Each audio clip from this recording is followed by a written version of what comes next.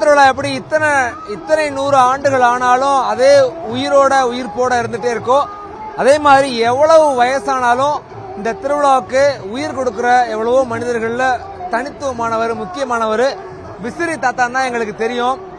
திருவிழாவில் இவரை மீனாட்சியை பார்க்காம எப்படி நிறைவடையாதோ அதே மாதிரி இவரையும் பார்க்காம அந்த திருவிழாவும் முழுமையடையாது அப்படின்னு சொல்ற அளவுக்கு முக்கியமானவர் திருவிழால. ஐயா, உங்க பேர் என்ன? வணக்கம். வணக்கம். உங்க பேர் என்ன? என் பேர் உண்மையான பேரு நடராஜன். நடராஜன் உலகக்கே தெரியாது. இது மயில்பூசி தாத்தா தான் தெரியும். America, Russia, Japan, Hong Kong, Dubai, Malaysia, Singapore எல்லா நாடுகளும் தெரியும். அதே மாதிரி வக்கீல், auditor, high court judge, collector, commissioner எல்லாருக்குமே தெரியும் மயில் தாத்தான்னு. உங்களுக்கு எவ்வளவு வயசாகுது?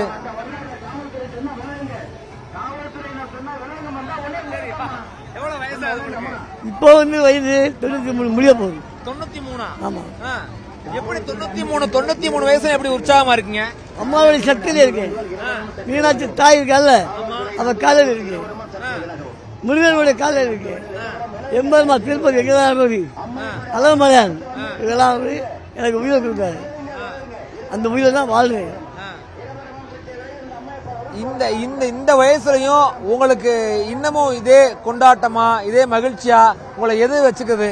எதெல்லாம் வச்சு நீங்க மகிழ்ச்சியா இருக்கீங்க இன்னமும்?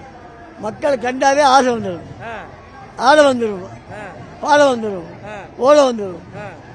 மக்களை பார்த்தாவே. ஆமா. காது பண்ணலாம் பார்த்தா ஆசைப்படாது, மக்களை பார்த்தாவே ஆசை வருது. ஏன் மக்களை பார்த்தா ஆசை வருது? பெரிய பக்தர்கள், இறைவனுடைய பக்தர்கள், அவளை கண்டுட்டாமே எனக்கு ஒரு ஆசை. எந்தெந்த திருவிழாக்கெல்லாம் போயிருக்கீங்க? உங்களுக்கு எந்த திருவிழா ரொம்ப பிடிச்சது? திருவிழால பூரா எல்லா ஆலயத்திலையும் திருவிழாவுக்கு முக்கியமான திருவிழாக்கு நான் இருப்பேன். ஓகே. இதுல எந்த திருவிழா உங்களுக்கு ரொம்ப பிடிச்ச திருவிழா? மதுரை மீனாட்சியா உலகத்துக்கே பெரிய திருவிழா மதுரை மீனாட்சி. ரெண்டாவது திரு அண்ணாமலை, மூணாவது ராமேஸ்வரம், நாலாவது திருவேற்காடு, மாங்காடு, இப்படி நிறைய இருக்கு. சரி, இன்னமும் இந்த வயசுலயும் வீசிக்கிட்டே இருக்கீங்க. எத்தனை வருஷமா வீசுறீங்க? இப்போ இன்னும் தொடர்ந்து ஏன் வீசிக்கிட்டே இருக்கு நினைக்கிறீங்க? இது 69 வருஷம் ஆகுது. 69 வருஷம்? ஆமா. கை வலிக்காது, கால் வலிக்காது, இடுப்பு வலிக்காது, நோகாது, நலமாது. எப்படி இதெல்லாம் வலிக்காம இருக்கு? அம்மா சக்தி இல்ல. அம்மா சக்தி, மீனாட்சியுடைய சக்தி, முருகனுடைய சக்தி, இதனுடைய சக்தி எல்லாம் நடக்கிறேன். திருவிழால சுத்தர திருவிழா உங்களுக்கு எதெல்லாம் ரொம்ப பிடிக்கும்? இதெல்லாம் பார்த்தா எனக்கு ரொம்ப பிடிக்கும்னு. இந்த 10 நாள் பிள்ளைகள் ஆடி வருதுல, அது ரொம்ப ரொம்ப பிடிக்கும். நானும் ஆடுவேன், பாடுவேன், ஓடுவேன். அதே மாதிரி அழகு மாதிரி கூடாடுவேன், நடந்தே வருவேன். நடந்து ஆத்திரம் இறக்குவேன். கூட 20 கிலோமீட்டர் நடந்து வருவீங்களா? ஆமா. நடந்து ஆத்திரம் இறங்கி வண்டியில் போய் திரும்பி ரிச்சன் ஆகி போயிட விடுவேன். அப்பதான் எனக்கு இந்த மாதிரி இருக்கு. எங்களுக்காக ஒரு ஆட்டம் ஆடி காட்டுங்களேன்.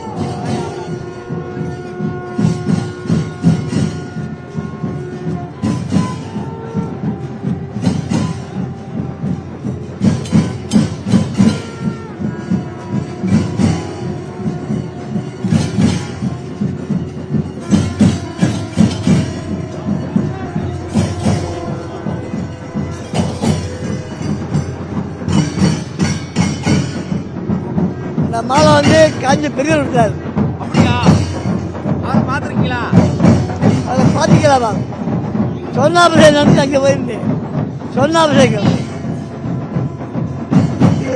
வாரியார் சாமி கொடுத்தாரு. வாரியார் சாமி 27 வயசு. இன்னும் அதிகாரம் நிறைய இருக்காங்க. ஆயுதம், மதுரை ஆயுதம், இன்னக்கூடிய ஆயுதம் இதெல்லாம் எனக்கு ரொம்ப ரொம்ப இந்த மாதிரி. பக்தர்களுக்கு எப்படி வீசுவீங்க?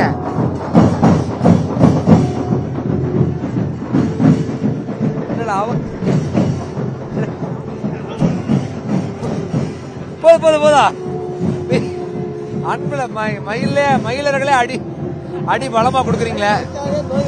சரி, ஏன் வீசிக்கிட்டே இருக்குன்னு நினைக்கிறீங்க? மக்கள் வராங்கல்ல, பேருக்கு பேருக்கு இல்ல எவ்வளவோ சேவைகள் பண்றாங்கல்ல. ஒருத்தவங்க ஏதோ சீர்பாதம் சுமக்கிறாங்க, ஏதோ நிறைய சேவைகள் பண்றாங்கல்ல. நீங்க ஏன் வீசணும்னு நினைக்கிறீங்க? மக்கள் வேறு வர்றாங்க. அவங்களுக்கு குழுமையாக இருக்கணும், அவங்களுக்கு வந்து சாந்தமாக இருக்கணும் அப்படின்னு சொல்லி கலைப்பில்லாக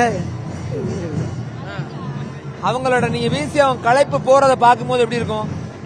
அப்பா இப்போதான் நிம்மதி இருக்கு, நல்லா இருக்கு அப்படின்னு சொல்லுவாங்களா? வேற யாராவது பிரபலங்களுக்கெல்லாம் வீசிருக்கீங்களா? பிரபலங்கள், அரசியல் தலைவர்கள் அதிகம் இருக்கு.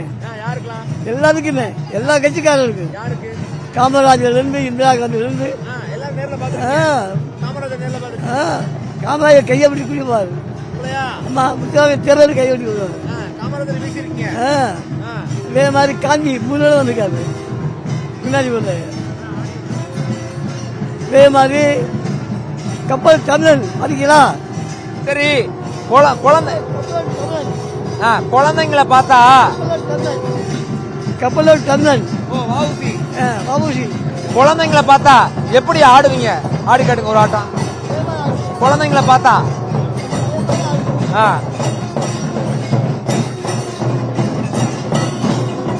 இப்ப இந்த சத்தமா இருக்கு, போகட்டும். சத்தமா இருக்கு, கொஞ்சம் போகட்டும்.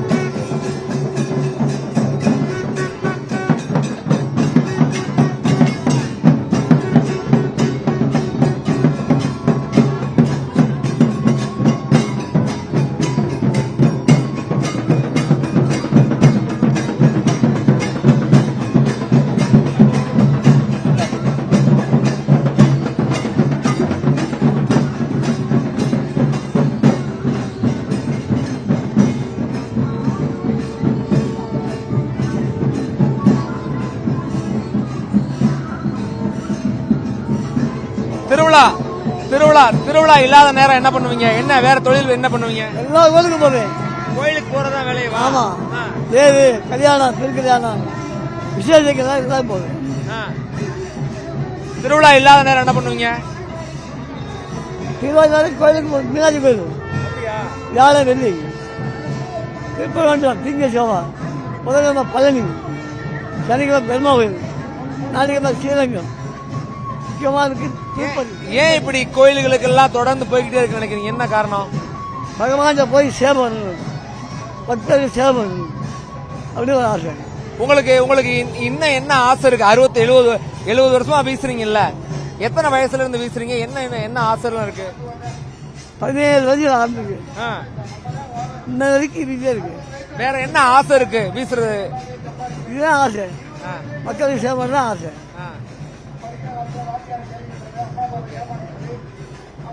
பக்தர்களுக்கு வீசிக்கிட்டே வரீங்கல்ல, வீசிக்கிட்டே வர பக்தர்களை பார்த்துக்கிட்டே இருக்கிறது உங்களுக்கு எவ்வளவு ஆனந்தமா, எவ்வளவு மகிழ்ச்சியா இருக்கும்?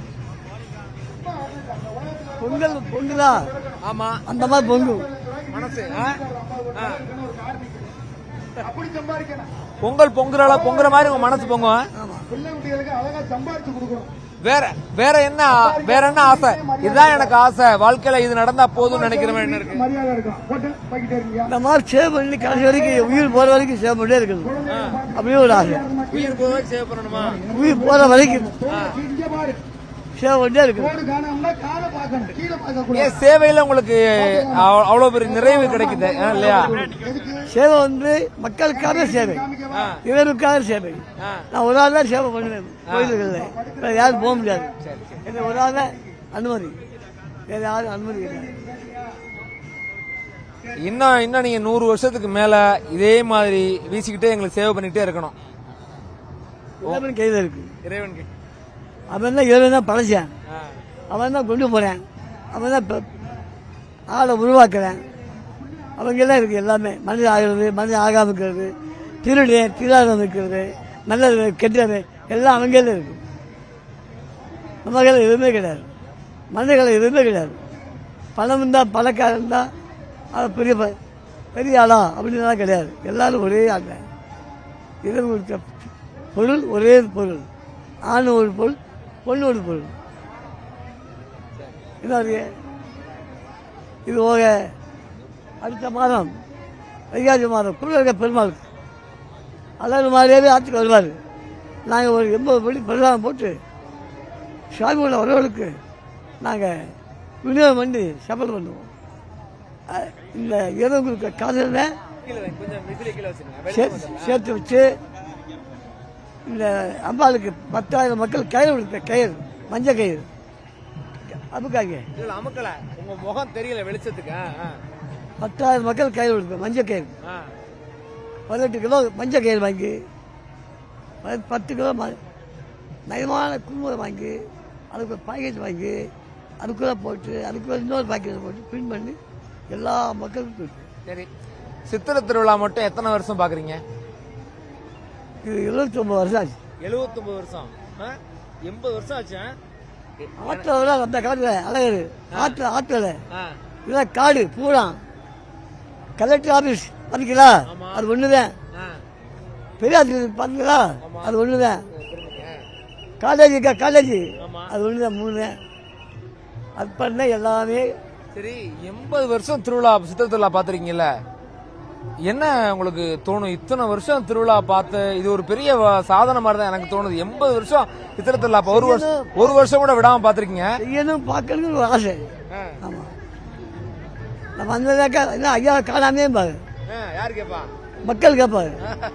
இந்த ஐயா வந்தாரு, நாங்களே ரொம்ப நேரம் உங்களை தேடிட்டு இருந்தோம். இந்த ஐயா வந்தாரு அப்படின்னு பாரு. நான் வந்தா மகிழ்ச்சி. வயசுலயே அவரு பேசுறாரு அப்படின்னு பாரு. கலெக்டர், கமிஷனர், பட்டாதாரி, ஹைகோர்ட் ஜட்ஜி எல்லாரும் ரொம்ப ரொம்ப எனக்கு. சரி, இன்னும் 100 சித்திரை திருவிழா நீங்க பாக்கணும். அது உங்களை நாங்க பாத்துக்கிட்டே இருக்கணும். சரியா? ரொம்ப சந்தோஷம், ரொம்ப மகிழ்ச்சி, ரொம்ப மகிழ்ச்சி. ரொம்ப ரொம்ப மகிழ்ச்சி, ரொம்ப மகிழ்ச்சி, ரொம்ப மகிழ்ச்சி. ரொம்ப நன்றிங்க. 80 வருஷம் சித்திரை திருவிழா பாக்குறாரு. 17 வயசுல இருந்து விசிறி வீசிக்கிட்டே இருக்காரு மக்களுக்காக. இது ஒரு பெரிய வாழ்நாள் சாதனை இல்லையா? எவ்வளவோ பேர் எதையெல்லாம் சாதனை நம்புறோம்.